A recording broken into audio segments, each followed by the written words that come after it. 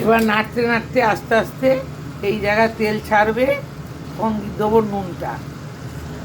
এমনি সেদ্ধ হয়ে গেছে, তেলটা ছাড়তে ছাড়তে ছাড়তে ছাড়তে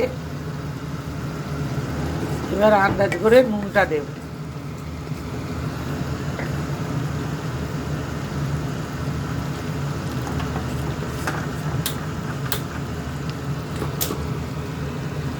এবার এই যে আস্তে আস্তে কম আঁচেতে চাপা দিয়ে করা হলো নুন ঢাললে ঢাল সেদ্ধ হয়ে এসেছে। এই জিনিসটা তেল ছেড়ে যাচ্ছে, তখন দেব নুন, আন্দাজ করে নুন দেব।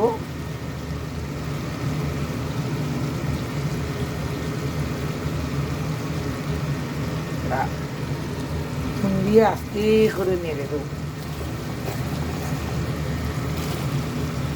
আস্তে আস্তে তেলটা ছাড়তে থাকবে।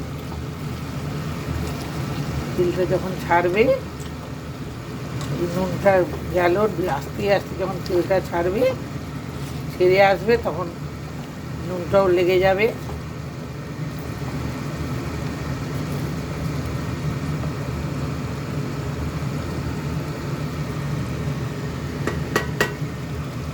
আবারও চাপা দিয়ে দেবো, নুন দিয়েছি, নুন দেওয়ার পর চাপা দেবো।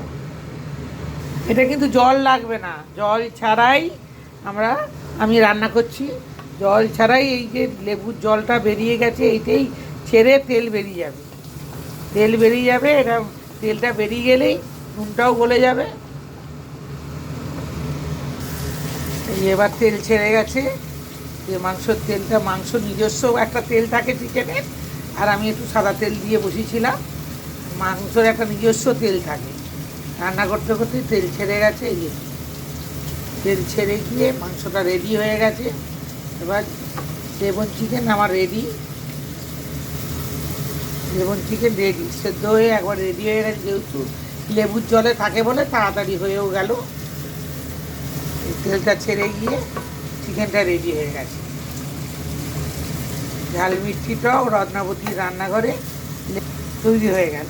টাটা। রত্নাবতীর রান্নাঘরে আজকে লেবন চিকেন তৈরি হয়ে গেল। টাটা। তোমরা বেশি করে দেখো আর বেশি বেশি শেয়ার করো, আর নিজেরা রান্না করে খাও। খুব ইজি, অথচ খেতে ভালো। এই শীতকালে ভালোই লাগবে, রুটি পরোটা দিয়ে বেশ ভালোই লাগে। Lebong chicken ready.